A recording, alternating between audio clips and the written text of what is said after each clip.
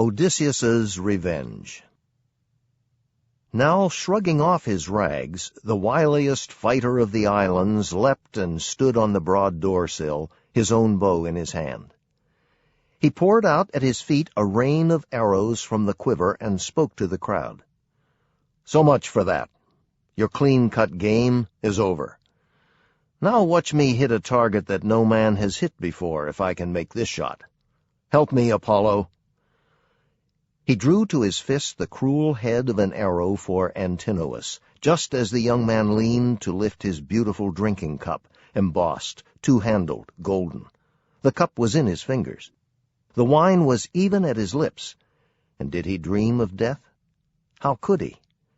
In that revelry amid his throng of friends, who would imagine a single foe, though a strong foe indeed, could dare to bring death's pain on him and darkness on his eyes? Odysseus's arrow hit him under the chin and punched up to the feathers through his throat. Backward and down he went, letting the wine-cup fall from his shocked hand.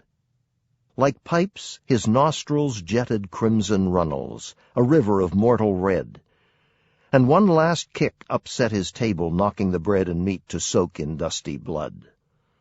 Now, as they craned to see their champion where he lay, the suitors jostled in uproar down the hall, everyone on his feet. Wildly they turned and scanned the walls in the long room for arms, but not a shield, not a good ashen spear was there for a man to take and throw.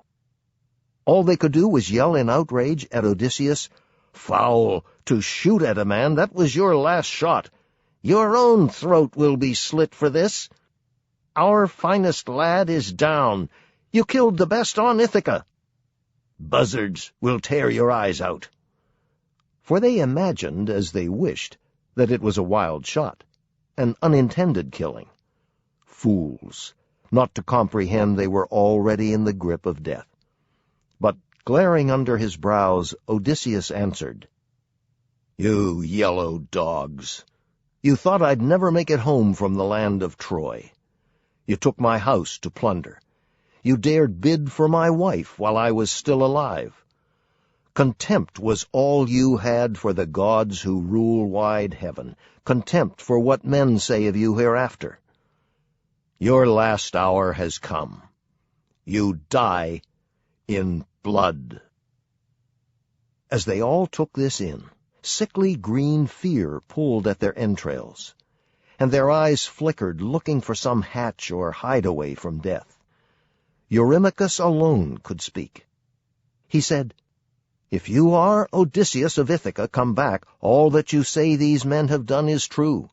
Rash actions many here, more in the countryside. But here he lies, the man who caused them all.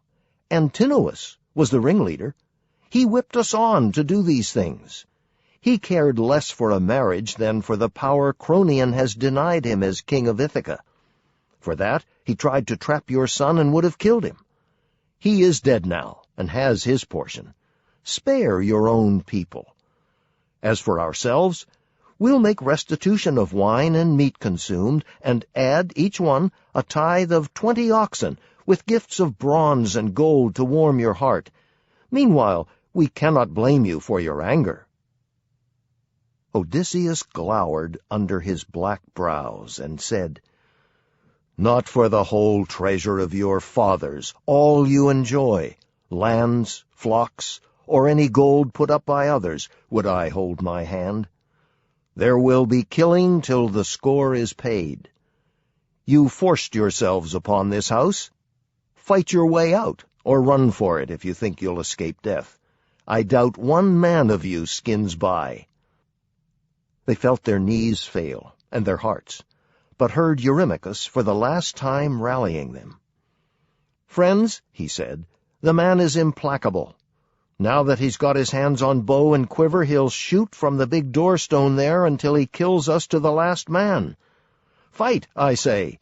Let's remember the joy of it, swords out. Hold up your tables to deflect his arrows.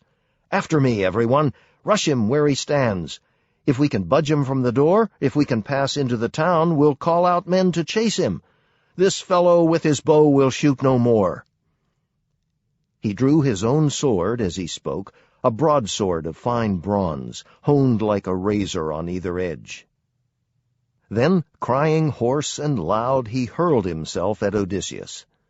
But the kingly man let fly an arrow at that instant, and the quivering feathered butt sprang to the nipple of his breast as the barb stuck in his liver. The bright broadsword clanged down. He lurched and fell aside, pitching across his table. His cup, his bread and meat, were spilt and scattered far and wide, and his head slammed on the ground. Revulsion, anguish in his heart, with both feet kicking out, he downed his chair, while the shrouding wave of mist closed on his eyes. Amphinomus now came running at Odysseus, broadsword naked in his hand. He thought to make the great soldier give way at the door. But with a spear throw from behind, Telemachus hit him between the shoulders, and the lance head drove clear through his chest. He left his feet and fell forward, thudding, forehead against the ground. Telemachus swerved around him, leaving the long dark spear planted in Amphinomus. If he paused to yank it out, someone might jump him from behind or cut him down with a sword at the moment he bent over. So he ran from the tables to his father's side, and halted, panting, saying, "Father, let me bring you a shield and spear, a pair of spears, a helmet. I can arm on the run myself. I'll give outfits to Uremicus and this cowherd. Better to have equipment." Said Odysseus, "Run then, while I hold them off with arrows as long as the arrows last. When all are gone, if I'm alone, they can dislodge me." Quick upon his father's word, Telemachus ran to the room where spears and armor lay. He caught up 4 light shields, 4 pairs of spears, 4 helms of war high-plumed with flowing manes, and ran back, loaded down, to his father's side. He was the first to pull a helmet on and slide his bare arm in a buckler strap. The servants armed themselves, and all 3 took their stand beside the master of battle. While he had arrows, he aimed and shot, and every shot brought down one of his huddling enemies. But when all barbs had flown from the bowman's fist, he leaned his bow in the bright entryway beside the door, and armed. A 4-ply shield hard on his shoulder, and a crested helm, horse-tailed, nodding stormy upon his head. Then took his tough and bronze-shod spears. Aided by Athena, Odysseus, Telemachus, Uremicus, and another faithful herdsman kill all the suitors. And Odysseus looked around him, narrow-eyed, for any others who had lain hidden while death's black fury passed. In blood and dust he saw that crowd all fallen, many and many slain. Think of a catch that fishermen haul in to a half-moon bay in a fine meshed net from the whitecaps of the sea.